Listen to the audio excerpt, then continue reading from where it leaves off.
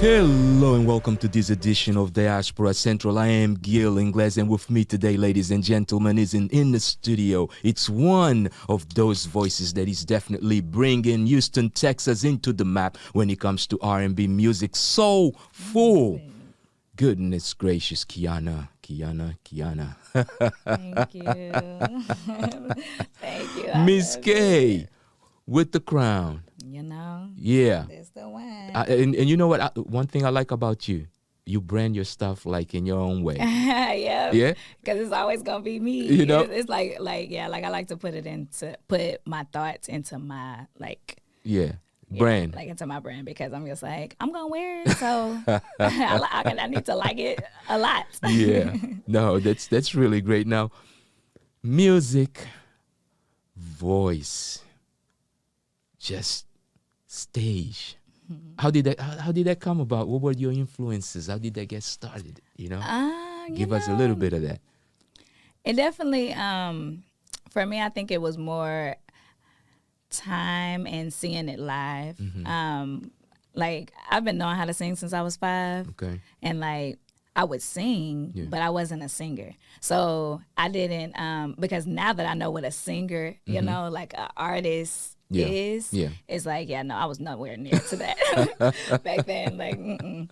So I really didn't work on music throughout high school. I really just started really taking it more serious. I always wrote music, but it was more of it's still a healing process for me, but I make it more relatable for other people as well. Got you. But back then I would just literally write it for myself. Yeah. So I don't know what I was so depressed about back then. But hey, some the people sometimes say, right, that your soul will speak to you, and if you listen, you will actually be able to share something valuable to other people. And that's what makes soul music so good, right? Because it's like sometimes we can hear a song that has got nothing to do with us, and all of a sudden tears just start coming out.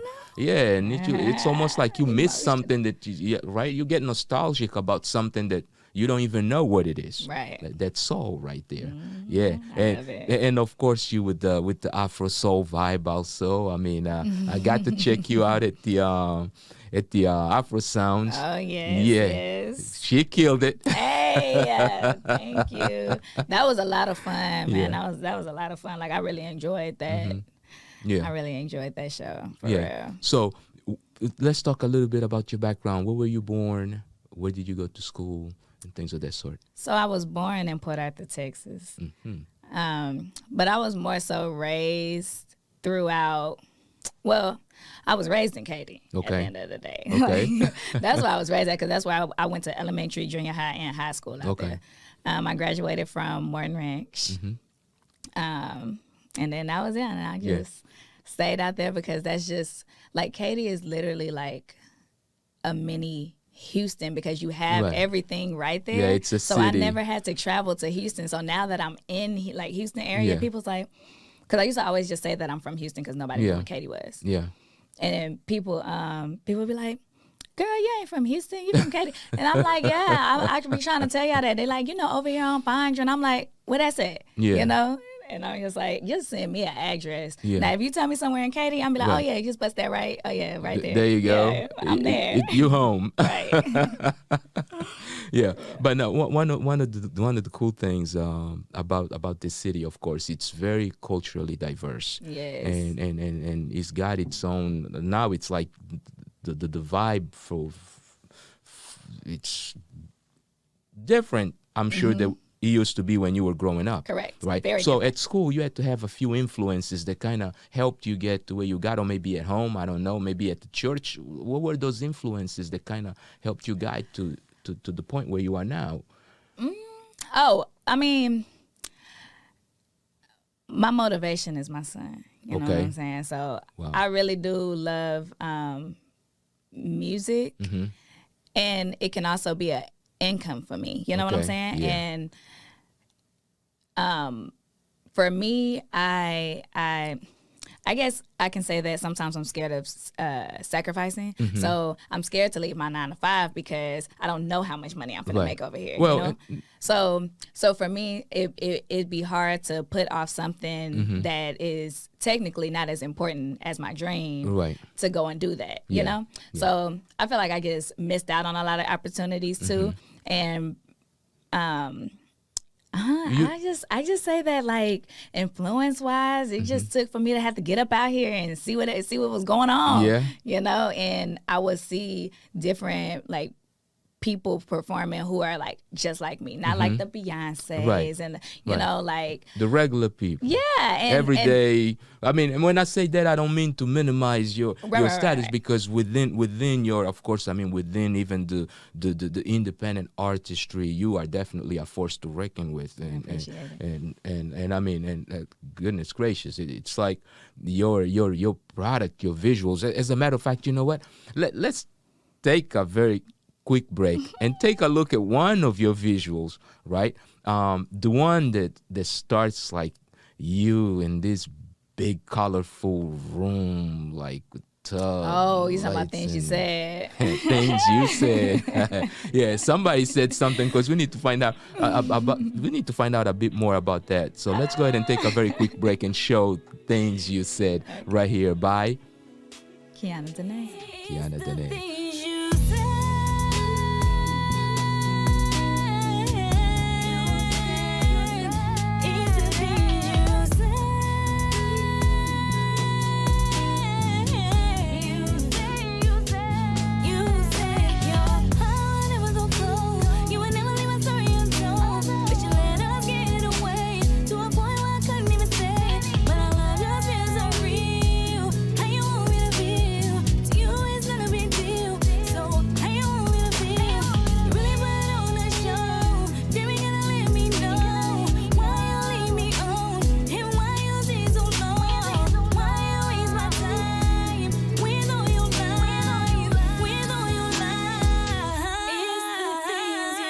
And we are back. If you have just joined us, you are now tuned into Diaspora Central Spotlight, and my guest today is Kiana Danae. Houston is in the building. I'm here, y'all. Things you say is fire. Thank you. Yeah. I just have a question. Who said what? Ooh, I don't know. I mean, let's talk about the things. It's just you know. I just been through some things in my life, you know, and my little heart get broken real. You wear your heart on your sleeve. I do, yeah. And hopelessly romantic. Correct. Yeah. Correct. Yep. And so sometimes, like, I'm real big on actions speak louder than words. Got you. But my love language is also words of affirmation. Got so, you know, when you do tell me certain things that, you know, that's what you said. Oh, and then now it's a whole different story. So that's what things you said is kind of about, like, you know, I would be given this like fantasy and then the tables would just flip over and now it's a whole different story. And then it's just like, oh, but then you come back and you're like, oh, but remember when I said, but you're not taking no action at this point. So, I mean, you know, I really thought, you know, you say your heart will never go cold. You will never leave my story untold. And, you know, I just, like, it was that song is literally, I wrote that song in 2017. Wow. And then I didn't release it until 2019. So what I was going through in 2017 was really crazy because I ain't gonna get too much into it. No, get into it. That's what we want. We want all that. We want all that. We want to find out why was it, because that's a healing song. I mean, it's like, a lot of people can relate to that song, and now with the story behind it, oh wow, I appreciate it. So I was actually in a whole new relationship when I wrote that song. Okay. So that's how I knew that I wasn't ready to be in another relationship, because for me to be able to write that song about somebody else when I was in a whole new relationship that was not bad, you know, like that relationship was cool. It was cool, you know, like literally we didn't have the kind of issues that I had in my last relationship, but then it felt like things just weren't working. So then it's like you get to a point to where you're like, okay, no, but you did this. Okay, but I gotta go. It's time for me to, Yeah. But then, Baggage. Then a whole bunch of baggage that you just be dragging along, and even when you think that you let it go, it's still right there. Yeah. So it's got you by the leg or by the foot. Every day. Yeah. Now, of course, some producer had to kind of listen to that thing and be like, you know what, we can make this hit. You can turn this into a hit song. Who was he? So I did that. I actually recorded. The person that did the beat. Was Cinema Beats, and I actually found that I was actually given that beat. Oh, okay. So you got lucky. Yeah, from Rich Originals. Okay, that's the name of their brand, and they ended up giving me this beat, or they let me choose a beat. Gotcha. They sent me Cinema Beats and said, choose which one you want. Yeah. And that beat was actually called Things You Said. There you go. So, I got the beat, and then when I went to go record it, because like I said, I wrote it in 2017. I didn't record it until 2019. Right. So I went to go record it. And what's crazy, you want to know what's crazy? The boyfriend that I was with. At the time when you wrote it. At the time that I wrote it. He's actually the one, and we weren't together in 2019. Okay. But he's actually the one who paid for that session because he really loved that song. Yeah. And for somebody to love that song when it wasn't even, right. You're in a relationship with me, and I'm writing a song like this, so, that really made my heart go. No, that also shows something else. It shows real friendship. Yeah. Right? It shows that whatever you guys had, regardless of how it turned out, it was real, it was solid, right? And it meant something to both of you. And of course, I mean, when it comes to music and sounds, I mean, the visuals are something that today enhance them. So someone had to put the visuals together for that. Who was that, and who was it? So I did the recording at PNP Studios, and As for I'm sorry, I just had a brain fart. It's okay.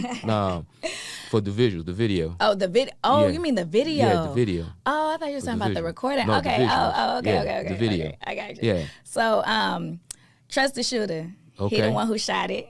Trust the Shooter. Trust the Shooter. Yeah. He shot the video, and then Travis M. The M is the M is understood. He edited the video, but he retired. Okay. He is retired, I think. I don't know. I be trying not to promote him as much because he's like, Kiana, I don't really just be doing videos like that. Right. I mean, but he deserves his credit. He do deserve his credit because he did that. He did that, yeah. And it was definitely fire. Now, it's not the only thing that you do have in the market. Of course, right now you currently have a lot of new stuff also going. Yeah. I'm working on the album. I'm excited because a lot of people are kind of just now catching on to my EP that I already had out. So what was the title of the EP? It's called Prelude. Produced by DJ Koala Cool. Okay. And he produced the whole album. Yeah. I also remade Things You Said on that EP. So that's cool. Yeah, y'all go listen. Yeah. But it has started like doing, I mean, I ain't doing number, but it's doing way more numbers than, because I go back and I look, and I'm like, okay. The numbers look good. They look, but they're like a big difference. Yeah. So I'm like, okay, so Kiana, whatever you're doing, girl, just keep on doing that. Yeah, and you know that thing compounds, right? Because now you have a following. Now you're solid in there. And a lot of times I was gonna say, when you were talking about jobs and leaving your regular job for music, I always look at things like this. The culture in the diaspora is really changing also. Today, having different sources of income or streams of income is something that everyone needs to have. So it's okay to have a regular job and be a good artist also. Many people done it in the past. One of the stories that I know well is the story of Keith Sweat.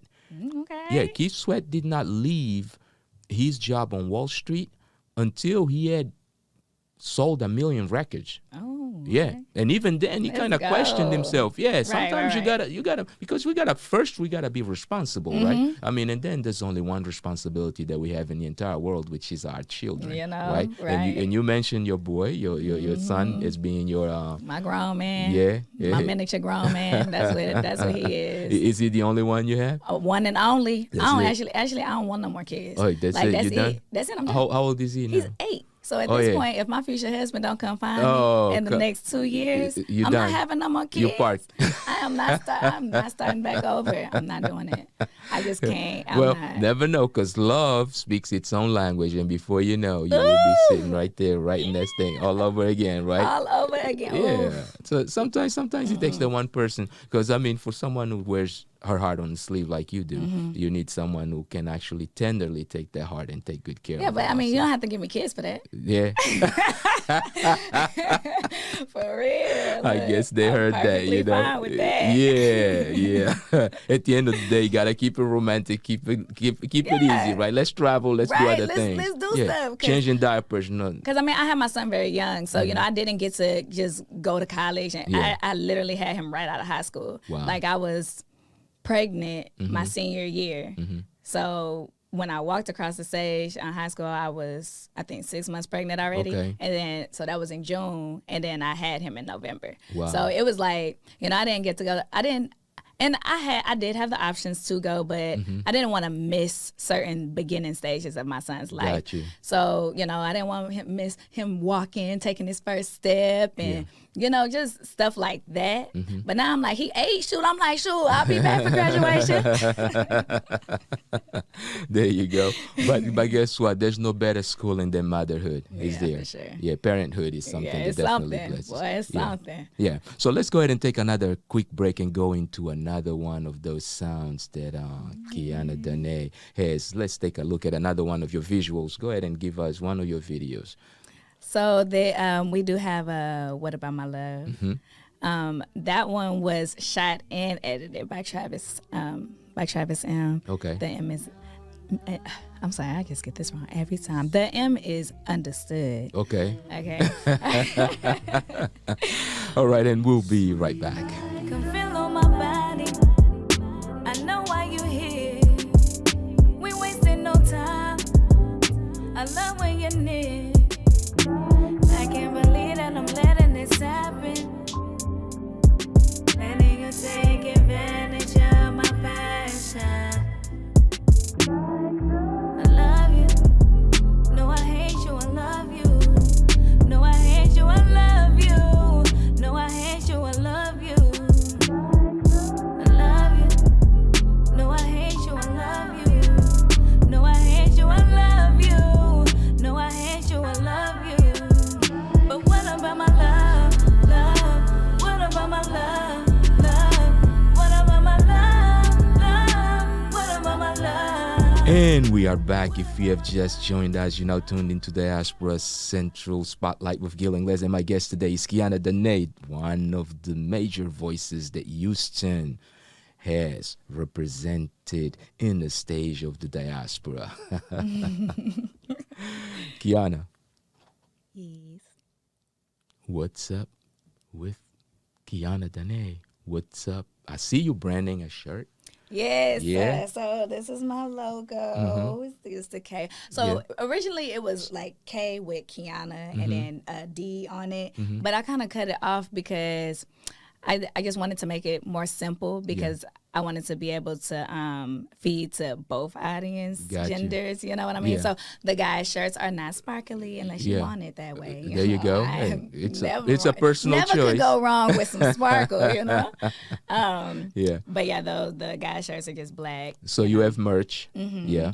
And then I do have my my autograph picture. Oh, wow, nice. It comes with the frame and everything. Nice. But I'm actually going to gift this to you. Thank you very much. Thank you Thank you for having me today. No, it's been, look, this is home for you. And anytime you have anything coming out or anytime you need to do anything, you know that you can always stop by Diaspora Central because we are here. You're part of the SAID family, SAID Institute. I love so it. you are part of fam. us. You the diaspora. You represent the African diaspora, and this is home for you. We're here to share and showcase your stories, your talent, anything that has to do with the diaspora. That's what we do. We showcase diaspora culture and talent. That's what Diaspora Central does. Thank you. Yeah. But so, what else you got going on? You did release a single, and are you currently in the studio? And I actually have not released that single because I know exactly what single you're talking about, but I have not released that single yet. I'm getting ahead of myself here. But I am excited because it's already like everybody already it's like buzzing. I like that one. It's already buzzing. Yeah, it's already buzzing. You got us so I can't wait to go to So I'm a release it. I have a vision on how I want to release it, and I'm not sure if I want to release it as a single or if I want to release it with the album, which the album is not going to be to the end of the year. Got you. So I might push for my birthday. Okay. Which is November 6th, Scorpio all day. And that's definitely great. Listen, it's been a pleasure to have you here. Thank you for stopping by. And remember, Diaspora Central is home for you. Any shout outs that you'd like to give before we leave? Yes. And I would like to say that y'all can follow me at I am Kiana Danae. That's I am KIANA DANAE. And I really just want to shout out to my support system because, you know, without them, like I really wouldn't be able to do anything that I've been doing. You know, they keep my head on strong, and they also help me out when I need them. You know, so I love y'all. All right, thank you very much. Hey, thanks for stopping by, and remember, Diaspora Central is home for you. Kiana Danae, let's go into a visual of you performing live, and this is raw and uncut. Yeah, and for those of you that did take a few minutes to join us, remember, this is what life is all about, enjoying it, and remember, like she said, a little sparkle never hurts. Never. So until next time, peace. When I was doomed, I fell off a bed.